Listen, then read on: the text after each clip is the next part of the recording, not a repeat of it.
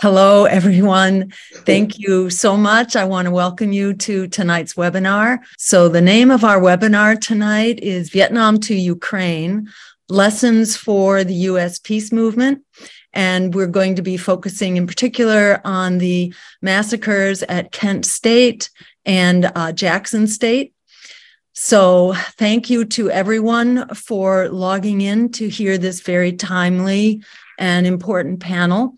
A big thank you to the powerhouse speakers that have joined us tonight and to tonight's co-sponsors, the Green Party Peace Action Committee, the People's Network for Planet Justice and Peace, and the Green Parties of Ohio, Missouri, and New Jersey. Thank you to our sponsors. Also, thank you to Holly Hart and Tim Bruce, I believe, who are helping on tech tonight, Madeline Hoffman and Chris Mann, who are helping us with timekeeping, and I am Jill. I'm facilitating tonight on behalf of the Peace Action Committee. So today is the 53rd anniversary of the tragic and criminal shootings at Kent State, followed 10 days later by the killings at Jackson State. These events marked a watershed in the anti-war movement as they triggered massive student uprisings in the anti-war struggle at a time that the civil rights and the Black Power movements were also surging. The synergies between these movements was boosted a couple of years earlier by Martin Luther King in his 1967 Beyond Vietnam speech, when he called out the United States as the greatest purveyor of violence, and he named the triple evil of militarism, racism, and materialism. These fundamental truths inform our struggles today, when after 70 plus years of nonstop U.S. military interventions, we are now in a superpower proxy war. This conflict and the war machine behind it are impoverishing and endangering us all and putting the world in unprecedented danger of nuclear confrontation and nuclear winter that could literally starve us all to death, regardless of where the nuclear bombs happen to go off. So the need for a ceasefire and diplomacy is really off the charts, but the U.S. war machine continues to obstruct dialogue, thwarting even Ukraine's expressed interest in negotiations. And domestically now, we're seeing absolutely chilling political repression and censorship that makes organizing all the more difficult. Witness, for example, the continuing persecution of Julian Assange for exposing U.S. war crimes, or the recent violent FBI raid and the draconian 15-year prison sentences that the African People's Socialist Party leaders are being threatened with for alleged election interference on behalf of Russia, largely because of their lifelong political beliefs. And there's much more.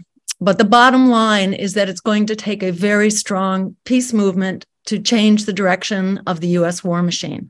So tonight we are looking back at the Vietnam era to see if there are lessons that can help us build the momentum to meet this perilous moment. So each of our wonderful speakers is going to have about 8 to 10 minutes to address one of the dimensions of the Vietnam era. And I'll be introducing each speaker before they talk, and you can post questions or comments at any time in the chat. And we ask you to please be courteous in the chat so it doesn't become a distraction, in which case the powers that be might decide to shut it off. So after we have heard from the speakers, I will make a few comments followed by an open Q&A for a half hour. So with that, let's begin. Margaret Kimberley is executive editor of the Black Agenda Report and author of the book Prejudential: Black America and the Presidents.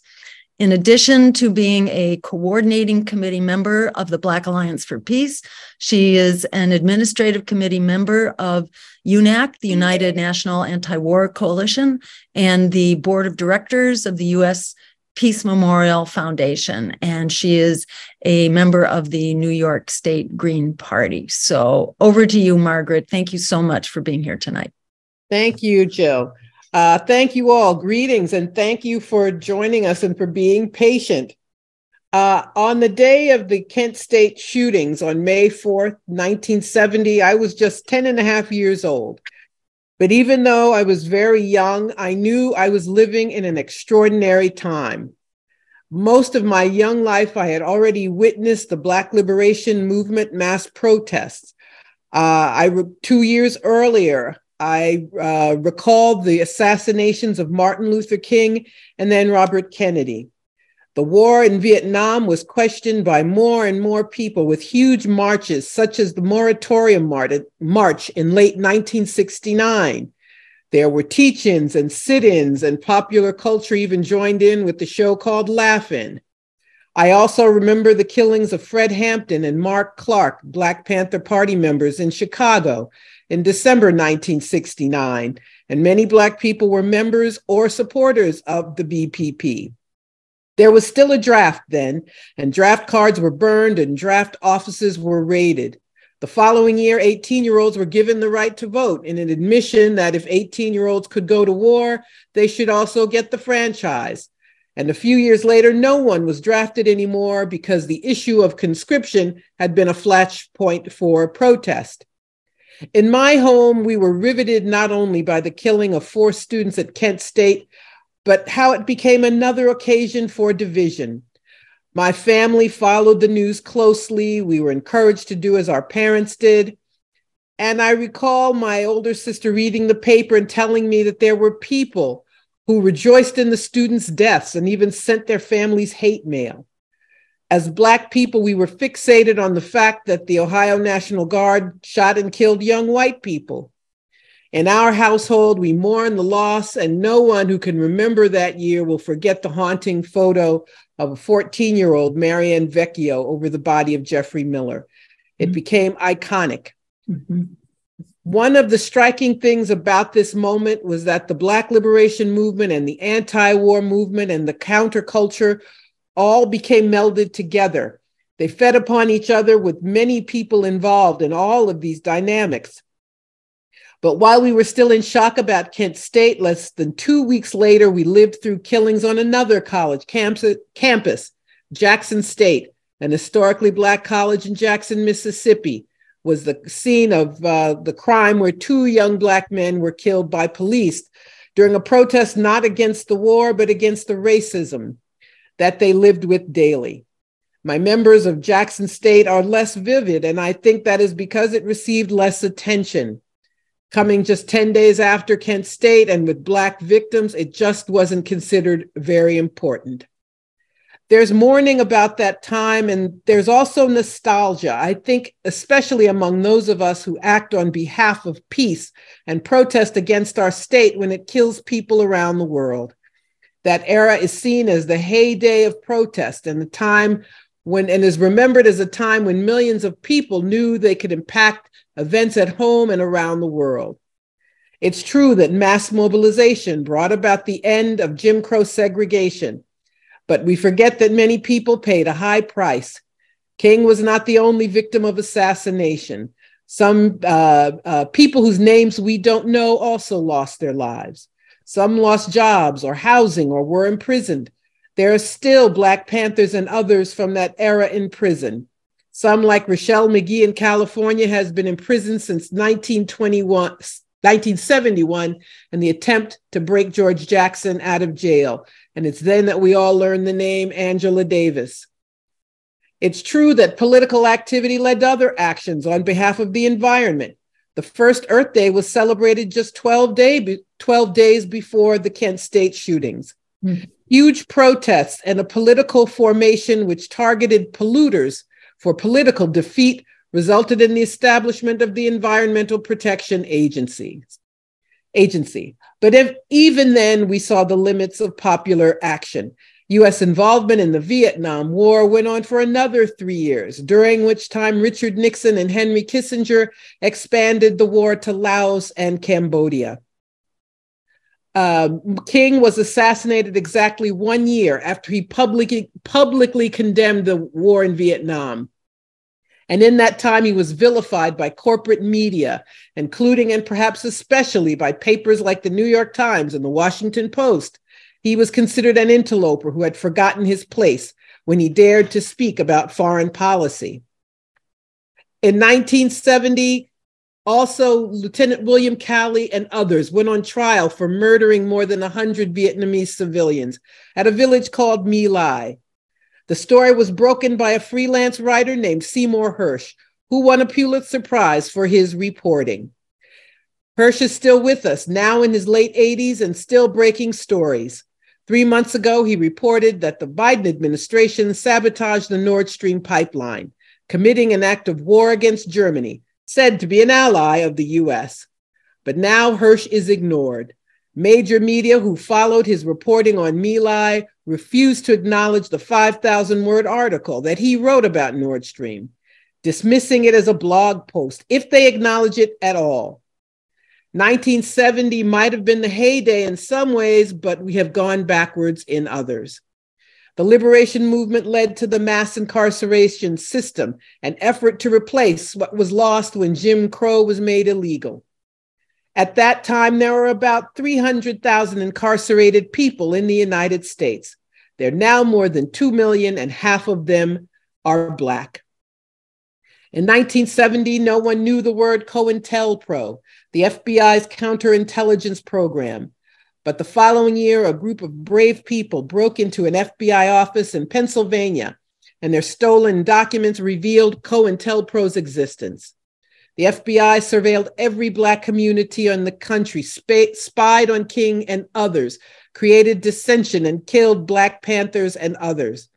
So we have reasons to be nostalgic for this heady time when so much seemed possible, but we also have to acknowledge what went wrong. I think we have to thank the Vietnamese people rather than pat USian protesters on the back. It was their determination in Vietnam which sent the US packing and kept it from any large-scale foreign adventures for another 20 years. There was nothing like it until the Iraq wars. But in 2003, we saw another US war overseas, despite the protests of millions of people. It became very unpopular, though, and forced the war makers to find a new face, Barack Obama, who could make war in a more stealthy way. He knew that people in this country didn't want to send young people off to die, and he accelerated the proxy war, making common cause with right-wing neo-Nazis in Ukraine, who brought down an elected president, working with jihadists to destroy Libya and attempting to do the same in Syria. Millions, can someone mute, please? Millions of people took to the streets again in 2020 after a man named George Floyd was murdered by police. But that movement quickly disappeared, and last year more than 1,100 people were killed by police. I want to say that all of these actions were right and righteous and brought about positive change for millions of people. But I think we should have learned that reform will not do. Recently, 4 members of the African People's Socialist Party were recently indicted and charged with being Russian agents when they expressed views opposing the state narratives about Ukraine. Shades of COINTELPRO yet again. The people we protest against were also determined not to see another era like the 60s and early 70s. And so I'm going to close by saying we must acknowledge the need for truly revolutionary change.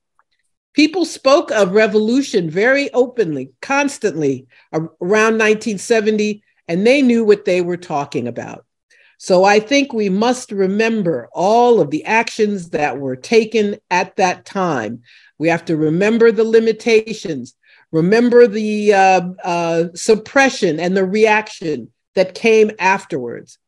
So even as we plan the next march, even as we think about how we must address all the injustices in the world, I think we have to face that we need revolutionary change.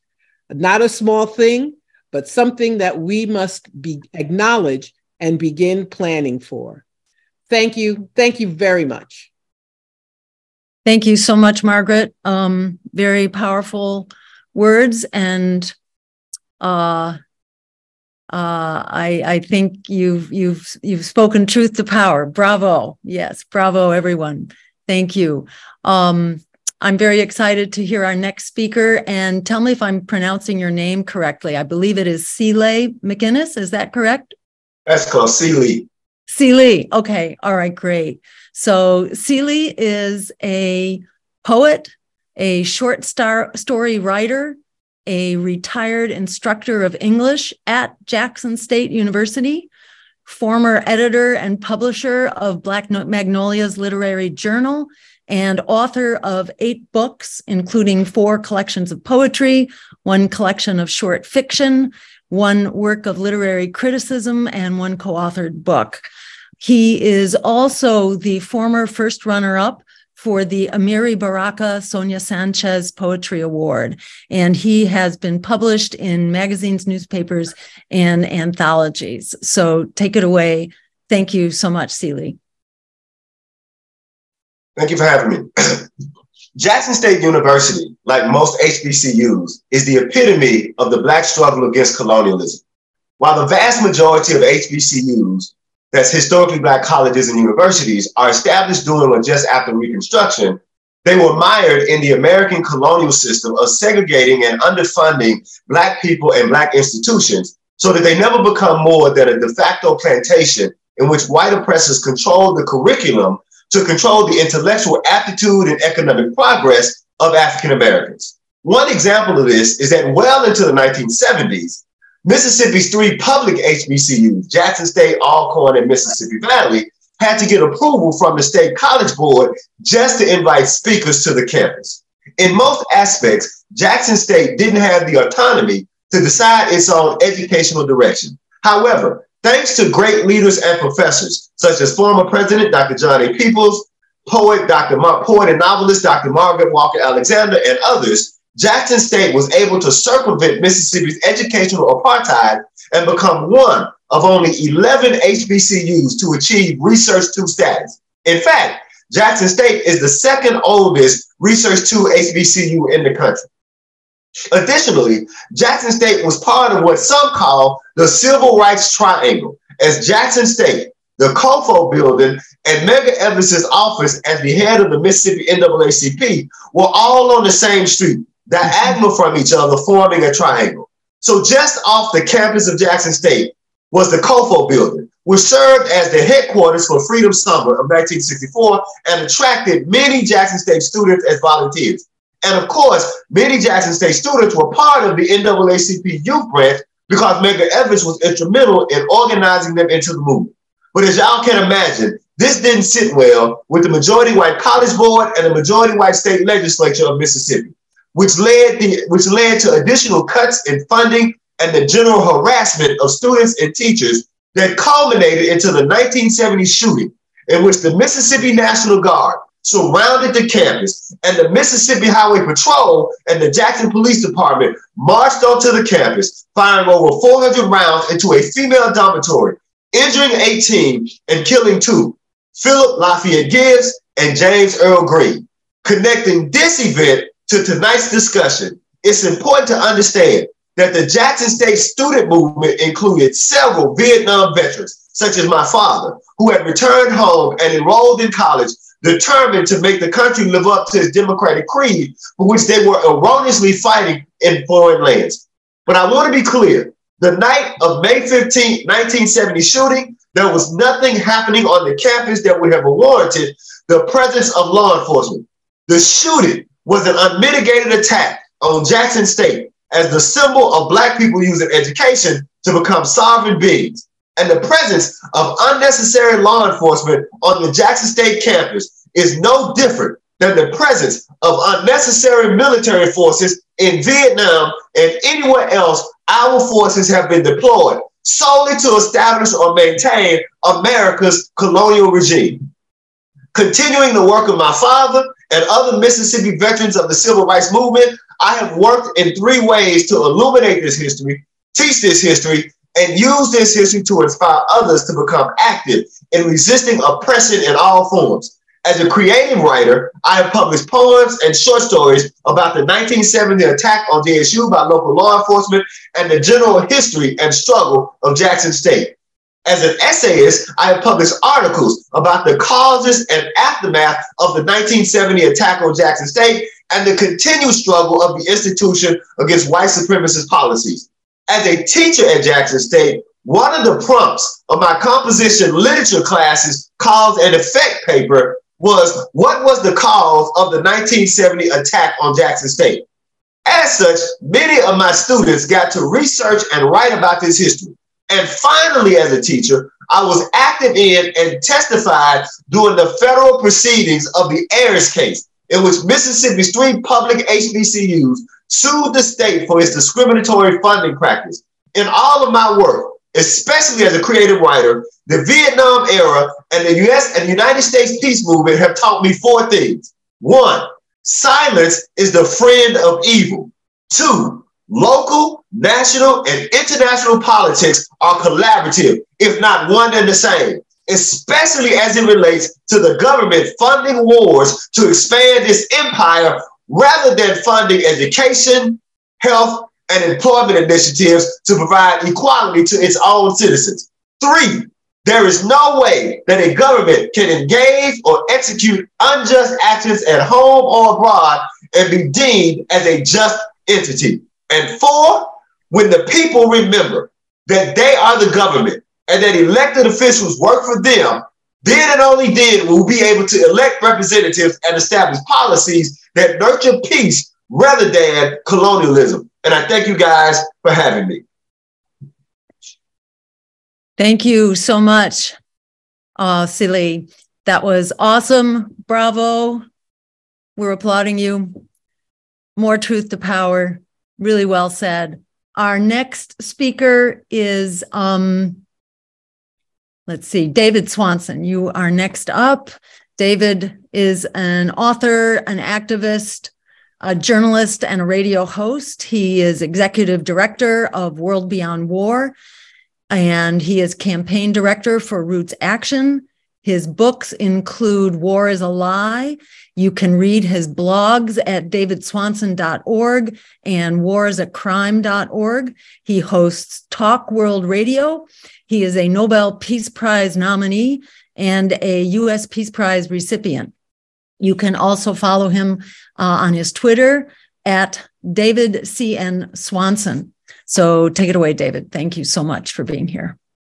Thank you, David. My name is Jill Stein. I'm that was terrific as always from Margaret, and tremendous from Leigh. I'm going to be brief and generalize and give some tentative conclusions to try to fit into 10 minutes what I think happened in Vietnam and what I think some of the key lessons are for peacemaking now from peacemaking at that time, the time of what the Vietnamese called the American War. I think that the U.S. public has been much more aware from that time to now of the extent to which the U.S. government is principally the world's primary war machine. We all sometimes get some facts wrong, sometimes exaggerate. Some make the mistake of imagining that the rest of the world's war makers are admirable, just as some peace activists made the mistake, I believe, of cheering for the Vietnamese side of the war on Vietnam, though they had the excuse we do not of far less knowledge of the superior power of nonviolent action. Now, as everyone prepares to ask me how a friendly little sit-in can stop bombs from landing on your head, I encourage you to envision a completely different approach of non-cooperation with occupation and to see the list of successes at worldbeyondwar.org/list. But mostly, I think people fail to quite grasp the extent to which the U.S. government is responsible for the institution of war. In the latest numbers on military spending, out of 230 other countries, the U.S. spends more than 227 of them combined. Russia and China spend a combined 21% of what the US and its allies spend on war.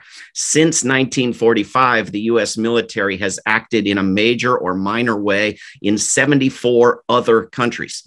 At least 95% of foreign military bases on Earth are US bases.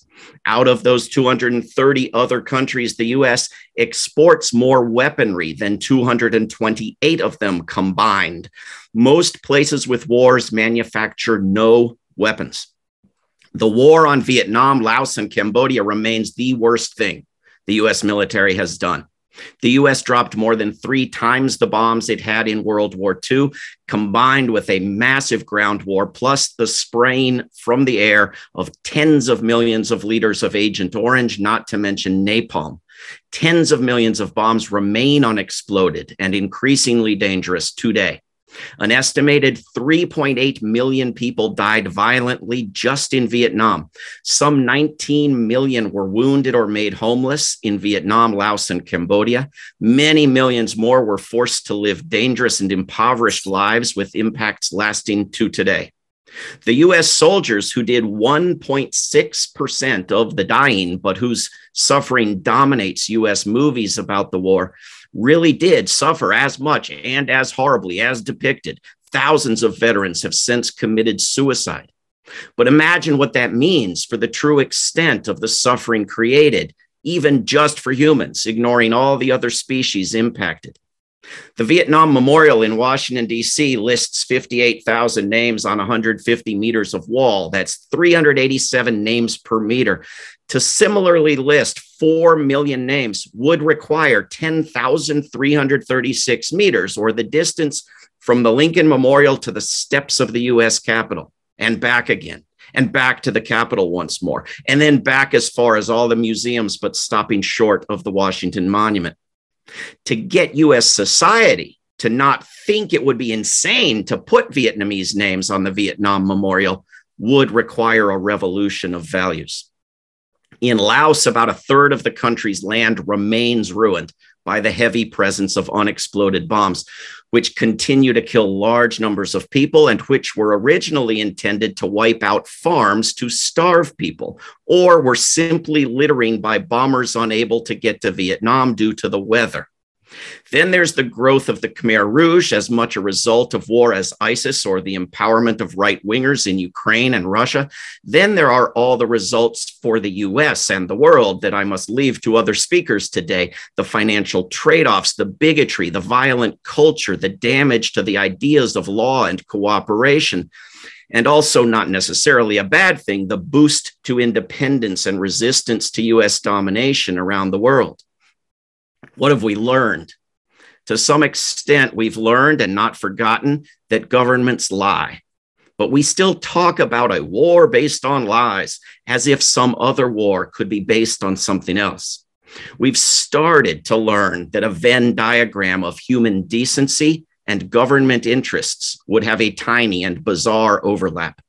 We've come to understand that governments are rarely moved by moral arguments, but we've also largely failed to learn that the public pressure needed to move governments is itself very much driven by moral arguments, as it was successfully during the war on Vietnam. During the wars since Vietnam, U.S. peace activists have generally failed to tell the U.S. public that wars are immoral, one-sided slaughters, choosing to focus on the damage the wars have been doing to U.S. troops and the financial cost to taxpayers. This is the boomerang result of the spitting lies and other wild tales and exaggerations of mistakes of blaming the rank and file troops who destroyed Vietnam. A smart peace movement, its elders have believed, would stress sympathizing with troops to the point of not telling anyone what the basic nature of the wars was. Of course, anything can be used against you by an ever-worsening media. But even as polling shows that people in the United States care less and less about patriotism, competing pro and anti-war rallies I witnessed on a sunny day in Crawford, Texas some years back were nearly indistinguishable swarms of U.S. flags. When we've reached the point of not being allowed to mention that mass shooters are disproportionately veterans, or of cheering for a veteran who murders a man on a subway, we are in danger not so much of creating prejudices against veterans, many of whom are wonderful peace activists, as of glorifying participation in mass murder. By the way, I think the Washington Post and Secretary of State Blinken should hold a conference on those foot-dragging developing nations where the backward governments will charge you with murder merely for killing people on subways. That would show them. Young people, in particular, do not require flags or crosses or political parties to believe that slaughtering families is worth standing up against. But someone has to tell them that families are being slaughtered, and not only by Russia.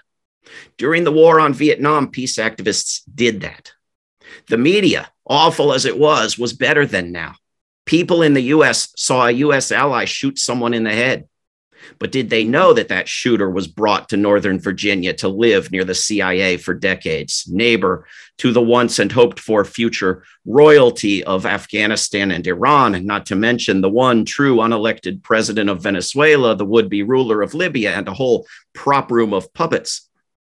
What we need to learn most is that, difficult and confused as it was and is, activism worked. Won a vote to end the bombing of Cambodia, swayed public opinion, dominated politics, helped force through a progressive agenda of domestic policies, and helped compel Congress to hold a president accountable in a manner that seems thoroughly foreign to the US Congress today, as does the integration of peace as part of a package of sane transformations away from racism, sexism, authoritarianism, consumerism, etc.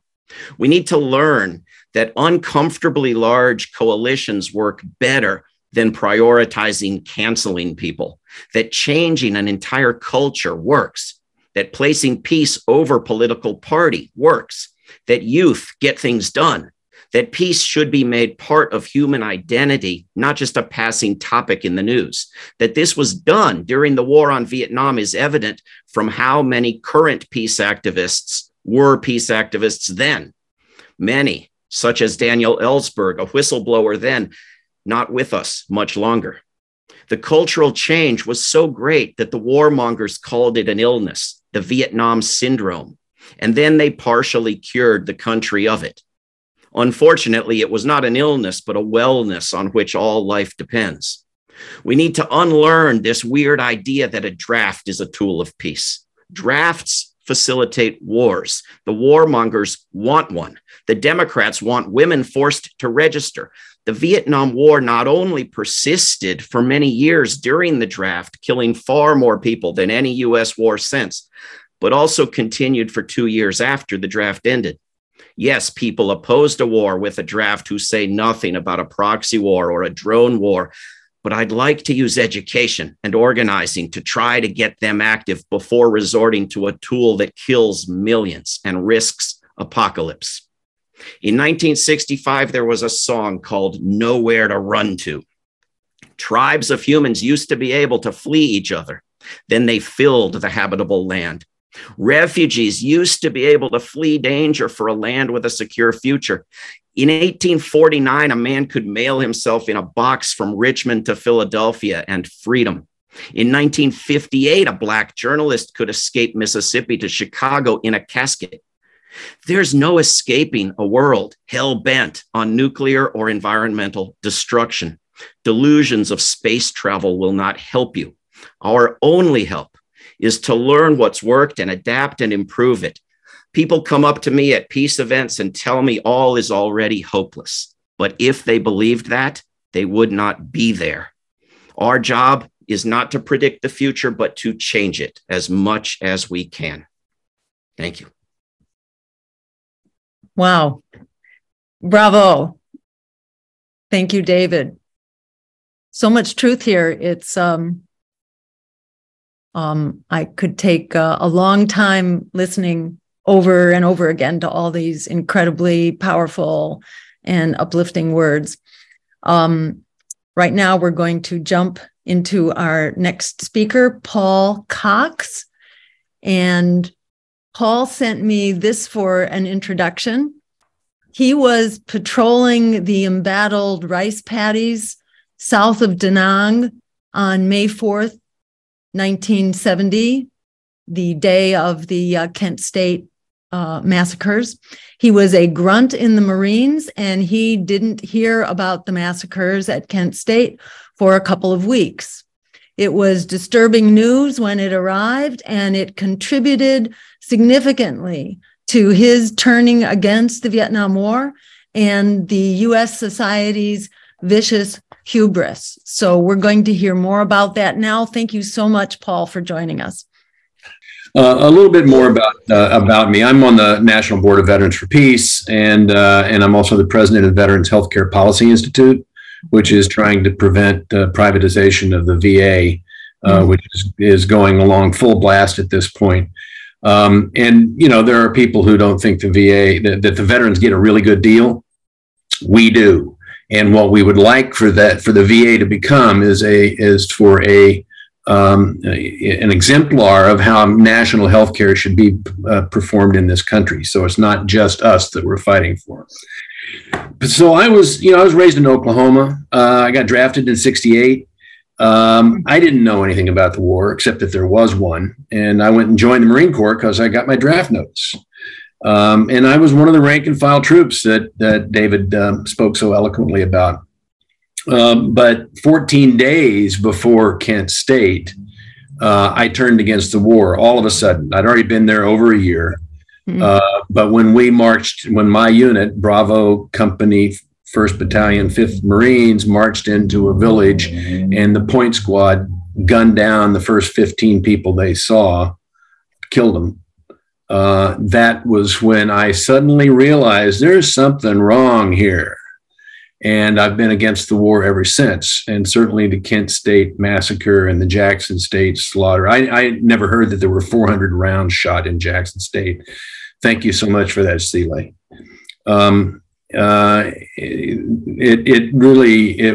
It just solidified that this country has some very serious problems. And I've lived by that thought ever since. I don't know about drawing a whole lot of lessons about the Vietnam War versus Ukraine, but there may be a few, and some people have kind of mentioned them before.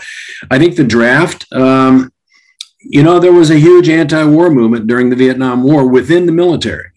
It was huge. And Waging Peace exhibit, if you get a chance to see it, or you want to look it up, the book by Ron Carver and others, it gives you a fair overview of the hundreds and thousands of veterans, GIs and veterans who were opposed to that war. It wasn't just Vietnam veterans against the war. It was people in the military, such as me. I worked on an anti-war newspaper for the last 2 years I was in the Marines. I was in 4 long years. But the last 2 years, we put out a newspaper called Rage at Camp Lejeune and raised a bunch of hackles with the brass. And, they didn't do much about it. They couldn't. There were too many of us. Now we have this volunteer army where they get some poor chump to sign up, say this is a great career. He gets married. He has a day job. He's in the National Guard. And then they deploy him and deploy him and deploy him again because the empire requires its fodder. And that's very different. And it is hard. We've not been able to organize in the last 10 years, 20 years, much in the way of a GI movement within the military, simply because those people buy into the fact that, hey, you signed the line and you got to do what you're told. Now, there are plenty of young veterans getting out of the military these days that are opposed to war. But they really, very, very, very few of them actually stand up in the military and say no. And that's a problem, because if you could get the military to stop doing what it's told to do, then you've got some leverage that can be very powerful. And I do think that the GI movement was part of, not all, certainly not all, maybe not the most, part of the anti-war movement in this country that helped us get out of the war finally. Also have to give kudos to the Vietnamese who weren't going to stop forever, but That's another thing. I think another element of this is that the Vietnam War was similar to the current war because it was largely a proxy war. As David pointed out, there's only 58,000 Americans killed. Not that many, really, in the scheme of things, even though we cry about it a lot. But it was a tiny fraction of the number of people who were killed in the war. The Ukraine war is absolutely a proxy war. We had some mercenary killed last week, and I don't know if there have been any others in this whole damn war. But that's what's happening, is that we've figured out between drones and long-distance artillery and rockets and getting a proxy army to do your slaughtering for you, that's a whole lot better thing. And what it means is that the ammo pipeline is going full blast again. We let it get a little slow after the Vietnam War, and now, by God, if you read the news, we got to get more stuff. We got to build a whole lot more stuff. So there's that, and I don't know. Corporate militarism, I think, is the big thing. The military-industrial complex, the MIC, we got to go after those people because they're criminals. And they know it, and they don't care what happens to Ukraine. They don't care what happens to this country as long as they can make their high profits. I think I'll stop there. Thank you. Awesome. Thank you. Bravo, Paul. Thank you. And thank you for your real service in shutting down the war machine. Since then, yes. Yes. And what you did in the jaws of that war machine as well, which took incredible heroism and sacrifice. So thank you so much. So next we are going to our last speaker here. And this is Haig Hovaness. Am I saying that correctly, Haig? I am not hearing you. Let's see. Haig, are you? Yes, that's close enough, Jill. Okay. All right. Great. Just want to be sure I could hear you. So Haig is a peace activist with a professional background in information technology. He's the co-chair of the Peace Action Committee of the Green Party of the United States, and he has written and presented on a variety of defense-related technology issues. And he is definitely one of the people who keeps this committee alive and well and as productive as it has managed to be, along with Madeline, who I'll also give kudos to as well. So take it away, Haig. Haig is going to talk about, he is going to give a tribute to the supreme whistleblower of the Vietnam era. Go ahead. Yes, and I'd like to share my screen. I have just a couple slides to put up. All right. Today I will pay tribute to Daniel Ellsberg, a man who's been called one of the most significant whistleblowers in American history. He sacrificed his career and risked his freedom to bring to light the truth about the Vietnam War and spent subsequent years working for peace. In March, Dan posted online a letter announcing that he'd been diagnosed with terminal cancer and is likely to die this year. This is a fitting time to appreciate his life's work. Daniel Ellsberg was born in 1931 in Chicago. He attended Harvard University, where he graduated summa cum laude and later earned a PhD in economics. After leaving Harvard, he worked for the RAND Corporation, a think tank that was heavily involved in military research. It was during his time at RAND that Ellsberg became involved in the Vietnam War. At first, Ellsberg supported the war, but as he began to study the conflict more closely, and after speaking with war resistors, he became increasingly disillusioned. He discovered that the government was lying to the American people about the progress of the war, and he became convinced that the war was unwinnable. In 1969, Ellsberg made the decision to leak the Pentagon Papers, a top secret study of the Vietnam War that had been commissioned by the Department of Defense. The study showed that the government had lied to the American people about the progress of the war, and it revealed that the government had been involved in secret operations in Laos and Cambodia. After fruitless attempts to interest members of Congress in the report, He provided the documents to the New York Times, which published excerpts in 1971. The revelations in the papers were significant and damaging to the U.S. government, as they revealed that successive administrations had systematically lied to the American people about the progress and objectives of the war. The Pentagon Papers showed that the U.S. government had secretly escalated its military involvement in Vietnam without a clear strategy for victory. The papers also revealed that government officials had deliberately misled the public about the nature of the conflict, the extent of U.S. military involvement, and the prospects for success. The publication of the Pentagon Papers was a turning point in American history. It revealed the government's lies about the war and shook the American people's faith in their leaders. It also led to a Supreme Court ruling that upheld the right of the press to publish classified information.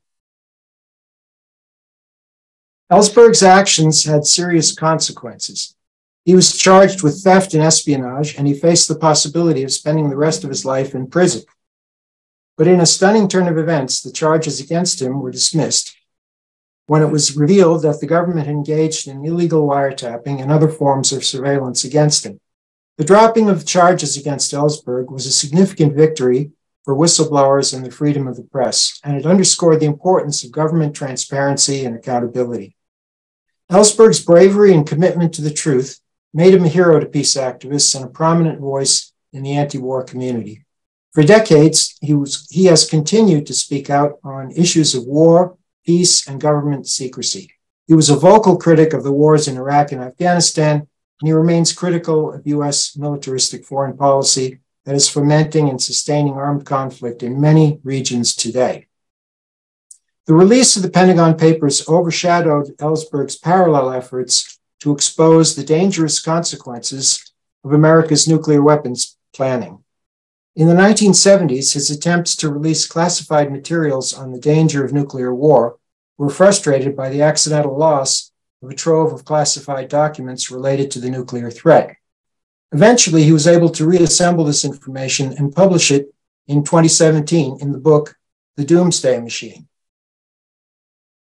The Doomsday Machine is a detailed expose of the U.S. government's nuclear war policy during the Cold War.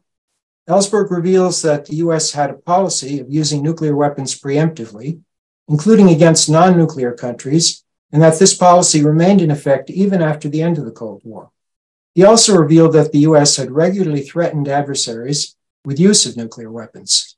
Ellsberg exposed a dangerous culture of secrecy and lack of accountability surrounding U.S. nuclear policy. He revealed that the U.S. had developed plans for a first strike nuclear attack on the Soviet Union, even in the absence of a Soviet attack, which he argues would have led to the deaths of millions of people. Ellsberg further revealed that the U.S. government had delegated authority to use nuclear weapons far more widely than was known to the public, greatly increasing the danger of accidental nuclear war. He argued that the poorly managed nuclear arsenal of the United States constituted a doomsday machine that represented an existential threat to humanity. The book provides a stark warning about the dangers of nuclear weapons and the need for greater transparency and accountability in nuclear policy to prevent a catastrophic global disaster. The work to which Ellsberg has devoted most of his life remains unfinished. Little has changed in the belligerent foreign policy of the United States since the Vietnam era. The danger of nuclear war is greater than ever. A NATO proxy war is raging in Europe, and Washington is engaged in provocations aimed at starting a war with China over Taiwan. As in the Vietnam era, our government lies about its actions and conceals dangerous activities behind walls of secrecy and mass media propaganda. Today, the U.S. government continues to prosecute whistleblowers aggressively. Many have been jailed, and some, like Edward Snowden, have fled to avoid rigged trials. Julian Assange continues to languish in prison awaiting extradition and possible lifetime imprisonment. But in the words of Assange, courage is contagious, and leaks will continue as government misdeeds are exposed by principled people. The voluminous information Ellsberg photocopied over many hours can be copied today in minutes and distributed worldwide immediately over the internet. We have already seen such leaks in the form of classified U.S. information on the war in Ukraine, contradicting optimistic U.S. public claims. The exemplary actions of Dan Ellsberg will inspire countless future acts of courage in the cause of peace. I would like to conclude by reading a portion of the letter in which Dan announced his illness and terminal diagnosis. Dear friends and supporters, I have difficult news to impart. On February 17, without much warning, I was diagnosed with inoperable pancreatic cancer on the basis of a CT scan and an MRI. I'm sorry to report to you that my doctors have given me 3 to 6 months to live. Of course, they emphasize that everyone's case is individual. It might be more or less. I feel lucky and grateful that I've had a wonderful life far beyond the proverbial 80 years and 10. I'll be 92 on April 7th. I feel the very same way about having a few months more to enjoy life with my wife and family, and in which to continue to pursue the urgent goal of working with others to avert nuclear war in Ukraine or Taiwan or anywhere else. When I copied the Pentagon Papers in 1969, I had every reason to think I would be spending the rest of my life behind bars. It was a fate I would gladly have accepted if it meant hastening the end of the Vietnam War, unlikely as that seemed and was. Yet in the end, that action, in ways I could not have foreseen due to Nixon's illegal responses, did have an impact on shortening the war. In addition, thanks to Nixon's crimes, I was spared the imprisonment I expected, and I was able to spend the last 50 years with Patricia and my family, and with you, my friends. What's more, I was able to devote those years to doing everything I could think of to alert the world to the perils of nuclear war and wrongful interventions, lobbying, lecturing, writing, and joining with others in acts of protest and nonviolent resistance. I'm happy to know that millions of people, including all those friends and comrades to whom I address this message, have the wisdom, the dedication, and the moral courage to carry on with these causes and to work unceasingly for the survival of our planet and its creatures. I'm enormously grateful to have had the privilege of knowing and working with such people, past and present. That's among the most treasured aspects of my very privileged and very lucky life. I want to thank you all for the love and support you have given me in so many ways. Your dedication, courage, and determination to act have inspired and sustained my own efforts. My wish for you is that at the end of your days, you will feel as much joy and gratitude as I do now. Signed, Daniel Ellsberg. Before one of the battles of the Civil War, a Union officer asked his soldiers, "If this man should fall, who will lift the flag and carry on?" Daniel Ellsberg courageously carried the flag of peace. I ask all of you to join me in lifting that flag and carrying on. Thank you. Thank you so much, Haig. So, applause and kudos. Beautiful. I'm only going to make a couple of short comments, but while I do, I encourage people to please put your comments that you would like to share or questions into the chat, and then we will launch into the chat in just a few minutes. And at this point, I just want to say, bravo, truth to power on so many different dimensions.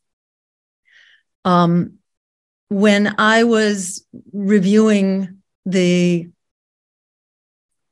events of the Vietnam era in preparation for this discussion, it just brought home to me how many kind of different dimensions were all converging, and the different movements and the different kind of little slices of humanity that were all standing up in their own unique and incredibly powerful ways. The anti-war movement, the GIs, who were incredibly powerful, Paul, as you were saying, the coffee house movement and the newspapers, and there was just so much moral authority, and there were so many of them, and Daniel Ellsberg himself said that the reason he decided to risk it all was because he was so inspired by young people who were saying no to the draft and going to jail. And, courage indeed is contagious, and then the very powerful experience of the Black community and the Black liberation, the Black Power movement and the Civil Rights movement, and the incredible abuse that they were experiencing that was written all over our newspapers and our media back in the day when that kind of thing was shown, and we saw the kids being attacked by dogs in Birmingham and being overpowered with the fire hoses. It was just so powerful. So there was that. Then there was the student movement, and the power of what happened at Kent State and the tragedy at Jackson State, and just this upsurge of youth energy. And, like Margaret, well, I guess I was a little ahead of Margaret because I was in college as this was happening. And, I have to say, I was standing on street corners protesting the war from the time I was in high school, which was like before it was even a thing. But I didn't know very much about it. I was just kind of doing it because it seemed really wrong. Why are we killing people in Vietnam who aren't threatening us in any way? That's about all I knew, but it just seemed wrong. But then, I was in college when we occupied University Hall, and the university was shut down, and then we had a free university. And what was just so powerful was that we kept seeing the message coming from these in different languages, really, and with different art and kind of with different vision. And it just came together in a way that was so incredible and amazing. And it's really wonderful on this panel to hear from, sectors that we're not in touch with. And in the same way that the Vietnam era brought us all in touch, we kind of need to do that now. And that was sort of like, to me, in looking for what's the lessons, the lessons are not clear cut, but maybe that's one of them, that we just need to, cross the streams, like in Ghostbusters. We need to be intersecting and collaborating and feeling our way forward together. We had the benefit in the Vietnam era of the draft, the benefit and the horror of the draft, but it sure did, mobilize people and move people to do incredibly courageous things. We don't have that draft right now. And you have a lot of people who are going into the military because of the economic draft. And so they have very mixed allegiances about it. And on that score, it seems really important for us to be educating people that the threat is not so much the draft. The threat is that it's not even a threat. It's a reality that we are being impoverished by the war and the military machine, but we're not only being impoverished, we're also being endangered. And in that sense, it's kind of like the draft. We're being endangered by the reality of the nuclear threat and the fact that by the hour we are marching towards nuclear confrontation under leadership that's incredibly clueless and reckless and a moral abomination. And like Margaret said, we need really a revolutionary change. The war may have ended much due to the power of the Vietnamese people who got the war, who sort of forced the war to an end, but that was very much helped by our movement.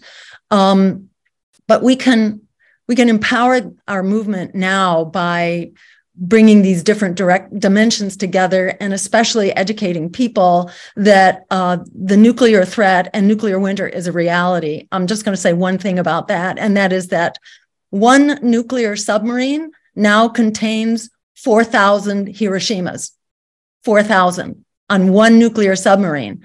And we, the US, have 14 nuclear submarines. So you can just imagine, this is 4,000 times Hiroshima, many times over. We're not going to survive this. And it doesn't take very much to cause a nuclear winter either. It takes basically 100 Hiroshima bombs. Hiroshima bombs are now considered tactical nuclear weapons. Actual nuclear weapons now are 20 to 50 times as powerful. So basically, with the targeting of one large city, that alone could contain enough nuclear winter right there in one city being struck. So the threshold for nuclear winter is low, and we are all at risk for that because it doesn't matter where the bombs go off. Nuclear winter is everywhere. So, it really helps for us to let people know that we are all in the target hairs of both this economic calamity as well as the actual physical harm, the real threat of war. We're all in the target hairs right now of this war. And for us to be, I think, just drawing on the power of these different voices and these different movements that our speakers have represented tonight is just so powerful. So I really look forward to an ongoing conversation and feeling our way forward here to build the movement that our lives depend on.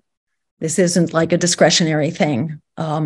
We need to fight for this movement like we're fighting for our very lives, because we actually are. So with that, I'm going to jump into the questions. First, we're going to turn to Madeline Hoffman, one of the other co-chairs of the Green Party Peace Action Committee, and she's going to share a slide about what is going on right now with the Uhuru movement, that is the African People's Socialist Party, the ones who are under threat, who've basically been targeted by the FBI. Margaret also described what was going on with them. Margaret, can we screen share with you? Can you show that slide now? I'm sorry, Madeline. Yes, but I don't have sharing capability. So I'm just going to put it in the chat. I'm going to put the website in the chat. 2 people have been arraigned already, and a 3rd will be arraigned shortly. And so I'm just going to put the website in the chat, unless I can get. Madeline, I just need I can. Okay, I have it now. All right. So thank you. Thank you. So thank you. So this is the appeal from the movement, the African People's Socialist Party, from Chairman Omali Yeshitela. I will also post the link to the website in the chat so that people can go there to get a link for it.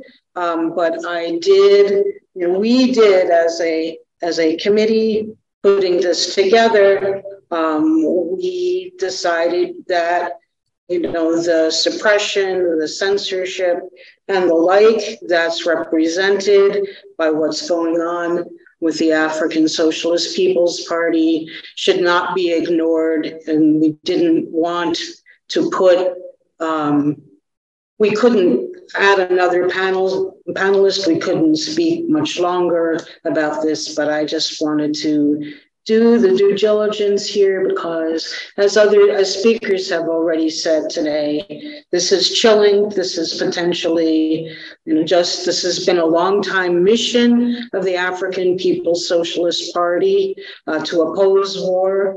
And if it can happen to them, it can happen to us. And this should be one of the lessons we take away from the whole Vietnam War era that we've been talking about to this point. So that's it. It's something that's going on right here, right now. And there's dollars needed, there's publicity needed, and we're very happy to have provided a platform for this. And so I can stop sharing. The link is in the chat. Thank you, Jill and everyone, for the opportunity to say a couple words. Thank you very much, Madeline. And I'll mention that we've considered maybe doing a dedicated webinar about their struggle, how the Uhuru movement is being targeted, and maybe the other elements of this vicious, brutal political repression, which is going on right now. It's not confined to them, but they're very much in the target here. So if you are interested in that as a future webinar, let us know in the chat, or if there are other things that you think should be focused on, in our coming webinars, please let us know. And I'm going to turn now to the questions, and keep posting them, please, in the chat while we're discussing the ones we have here. Let's see. So, can someone speak to the tension between racism and militarism, specifically in terms of censorship? There's concern about support for censorship in the guise of silencing hate and silencing attacks that are motivated by virtue of race or gender and so on. And also that, there's concern about disinformation. So all of this contributes to the censorship that's going on. Does someone want to speak to that? How do you sort of balance concerns about limiting hate and hateful communications versus the perils of censorship? I was always taught that you should always let a fool speak so we can see how foolish that fool is. That's my short answer. I think the longer answer is that we have to return to understanding that critical thinking and teaching critical thinking at an early level is always going to be a more effective weapon than shouting people down. I think that once shouting people down became a positive, I just remember my father before he died, and it didn't even matter which side of the aisle. He always thought that it was a very sad moment when college students would shout down a speaker rather than debate a speaker. And so I think that's what we have to return to on both sides of the aisle, and particularly for those of us who think that we are well-researched and think that we are critical thinkers, that we have to continue to fight for as much debate, as much dialogue, and truly understand that the empirical process, and I don't hear enough from people on my side talking about the empirical process. And I think that if we begin to include in teaching and promoting the empirical process, I think that will do a lot to dealing with shouting down people and shouting down people leading the censorship. That's it. Thank you so much, Celie. And let's see, we have Margaret's hand up, and then David Swanson's hand. So go ahead, Margaret. Sure. I'm concerned about censorship. A lot of this censorship is under the guise of being benevolent or protecting people. I think the answer is to let everyone speak. Who is censored first? We've seen in the past year with this fake concern about disinformation, which is about silencing people who disagree with the state. That's particularly accelerated since the war in Ukraine. And it's the Black left who were silenced first. People I know who had good shows on because they were on Sputnik or RT are gone. They're disappeared. They're hard to find. Then we see big tech working, collusion, that's a hot word, right? Working with the state to silence those narratives that the state doesn't like. So every time someone talks about protecting someone or these terrorism laws, or we want to stop right-wing terrorism, except it's always environmentalists or Black Lives Matter or other activists. We're seeing in Georgia now with the Stop Cop City. People are being charged with domestic terrorism because they don't want this cop city and they don't want to destroy this forest. So in general, I would have to say you censor somebody because they yell fire in a crowded theater, because they threaten to kill someone. Aside from that, let everyone speak and give everybody equal access to the big platforms. Awesome. Thank you, Margaret. David, are you going to speak to this same question? If there's time, I could very briefly. Yeah. Why don't you just give us a real short 30-second summary? Because I agree 100% with Celie and with Margaret, but I would want them to speak even if I didn't. And I think what we've run into lately is a problem of wanting to build a coalition around all the issues that fit together: anti-racism, anti-war, pro-environment, et cetera, et cetera.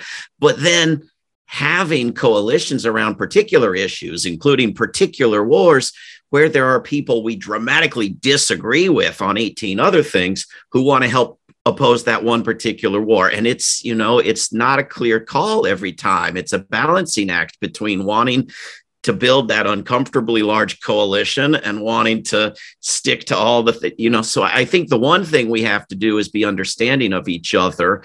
If we disagree on one of those calls that's been made, and you think that I should have canceled so-and-so, and then you cancel me, we don't need that sort of ripple effect, because we're going to all cancel each other out and there's going to be nobody left to say a word. But it's tricky, and there's not always a clear answer what event to do or not do, or what show to go on or not go on. We have to try our best. Thank you very much. And I think you brought up a whole new dimension of this question, which is how does the diversity and the potential offensiveness of our conversation, what does that mean for our effort to build a movement, which is really what this panel is supposed to be about. And we need to do things differently from what we've been doing, because that's certainly not been working. And I want to just throw in one thought on that score as well, which is that sometimes when you start working with people that you don't agree with about a lot of things, you begin having larger conversations, and then you find yourselves kind of coming into alignment. And, I during our 2012 Green Party presidential campaign, we were supported by the Libertarians, and they had their own candidate, but they wound up supporting us because a lot of them were just being persuaded by the, this isn't like all of them are not officially, but, we had a debate and they voted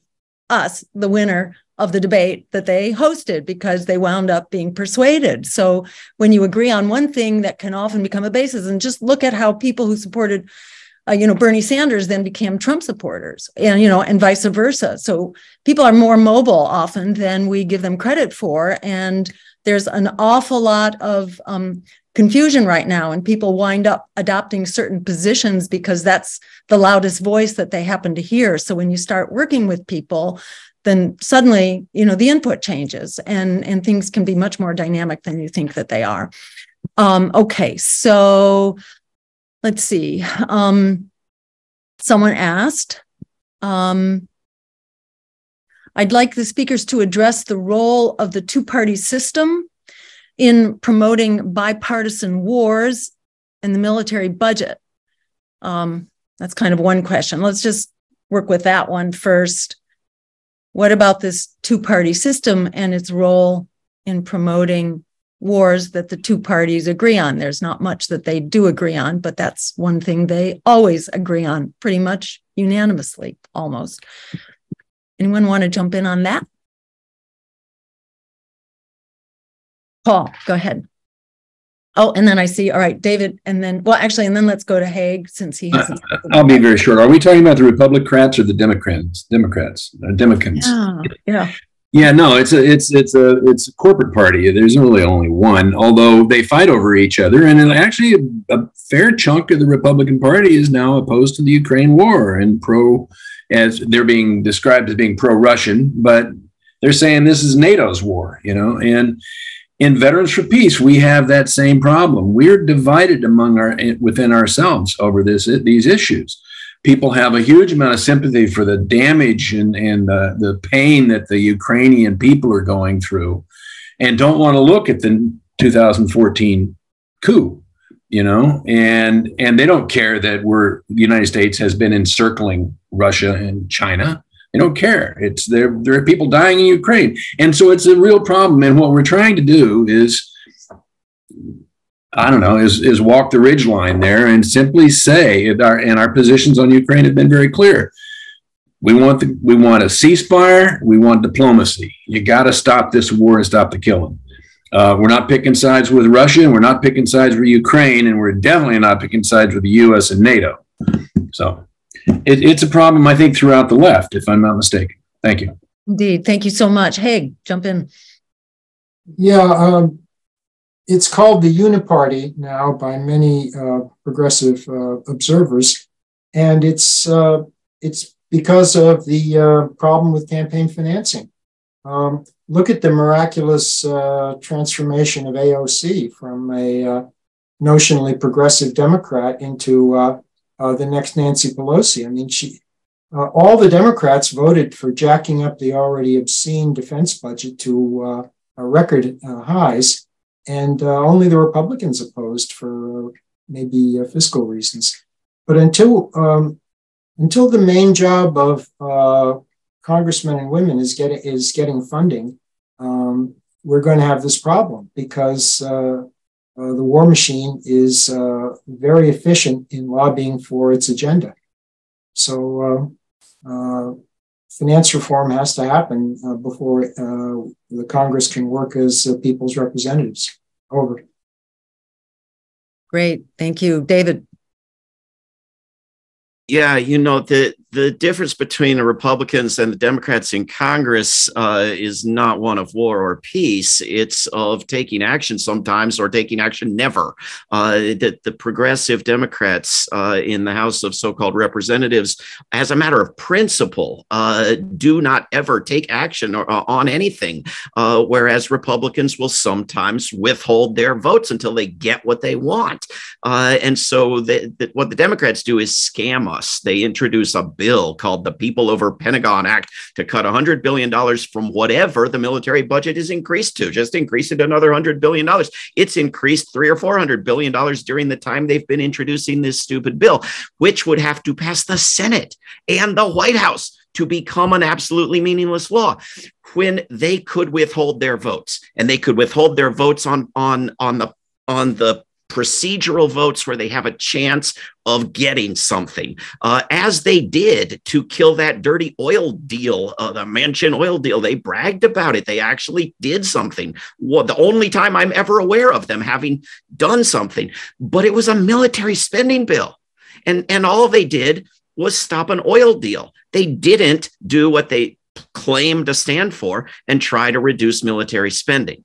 They don't want to. And the Republicans who oppose the war, they aren't doing a damn thing to oppose the war. They're besides the rhetoric, right? And so we have to stop being scammed by both of these criminal cartels and cease identifying with either one of them and put peace over party, put anything over party. They're disasters. I couldn't agree more. I think many of us feel that way. And I just want to add that the scare tactic, the dreaded spoiler effect, is obsolete. It really doesn't pertain anymore if you are looking at war and censorship, because roles have kind of been reversed there. And certainly on the issue of war, the Democrats have been leading the charge now, at least for the last year and more, but now they're really out in front on war. So the big boogeyman about why you can't, I know a number of people who are talking about voting for Trump because he's not as bad as Biden on the war machine. He doesn't have the same wars on his, bio, his personal bio that, Biden has.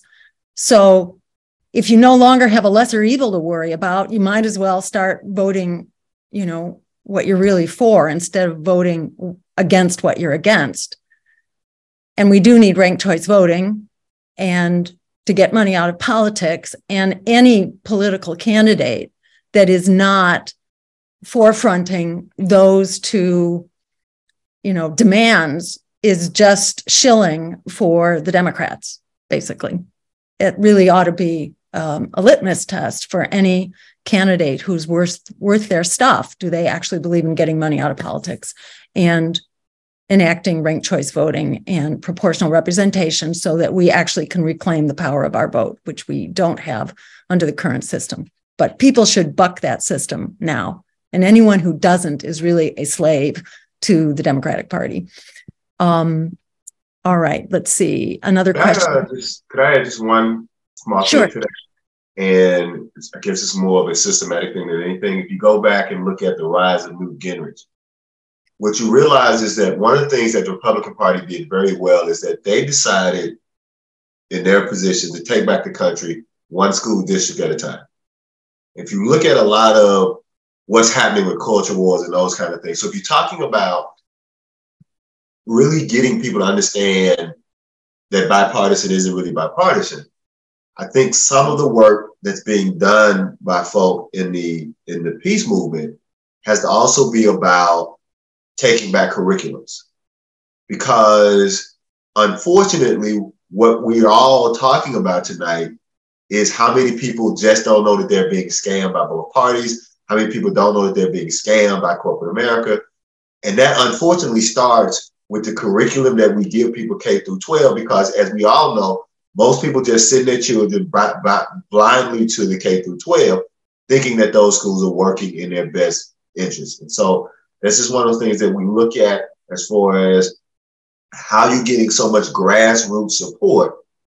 It's about what are we doing to address how people are literally being educated K through 12 and who is writing the curriculum from the state down. That's it.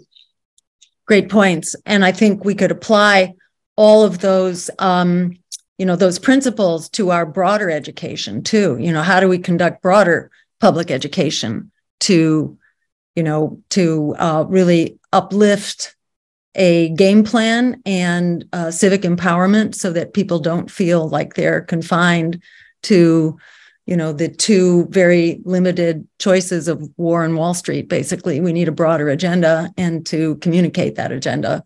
I know there are a lot of people, that many of us work with who are pondering this all the time. And also, how do we use elections to help do some of that broader education too? Okay, let's see. We are just about coming up on our time. Yes, I want to say something very quickly. Go ahead, Margaret. Somebody asked a question about Fred Hampton. It's not true that he just organized with racists. He made demands of this group that they stop being racist. So people should stop saying that someone used the word MAGA, which didn't exist at the time, but he insisted that they change their politics before he'd work with them. That's all I have to say. Yes, exactly. Thank you for making that note. And there's a question that keeps coming up in the chat here.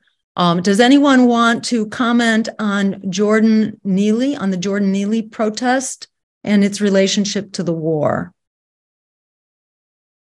I don't know. I think David said it. The killer is a ex. They keep calling him ex-Marine. This is a young man who was murdered on a New York City subway a couple of days ago. Mentally ill, unhoused man. This guy decides to stop him from ranting and raving and chokes him to death. And it's on video, apparently. Our stupid, horrible, awful mayor, Eric Adams, has said nothing about it, aside from criticizing AOC because of a tweet she loves to tweet. And at any rate, but that's what I know about the killer. Apparently, they know his identity. Unless there's a late-breaking story, I don't think his name has been given to the public, although it's clear they know who he is. But all AOC did was watch a video of one man murdering another while other people stood by and watched and filmed it and called it a murder. The mayor of New York objects to calling a murder that you can watch on video on your computer right now, no problem, a murder. And the police, in fact, spoke with the man and let him go. There was no mystery about who he was. He was the white guy with the blonde hair trained to kill by the U.S. government, killing somebody while other people stood there and watched or helped him. And so, the New York media and the U.S. media depict it as and talk about it as a deadly incident. They don't say so-and-so killed somebody.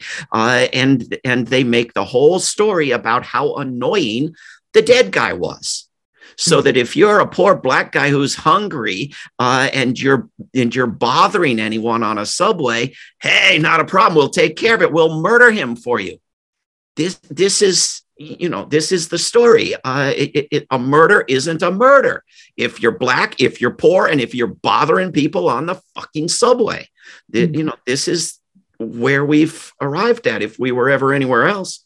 And you can't separate the two. You can't have a country that gives itself the right to kill all over the world and many times killing people who aren't white and then express surprise when we have a mass shooting or a racist killing on the subway. Exactly. This is kind of a microcosm of what we're talking about here tonight and the problem that we are mobilizing to have a revolution against.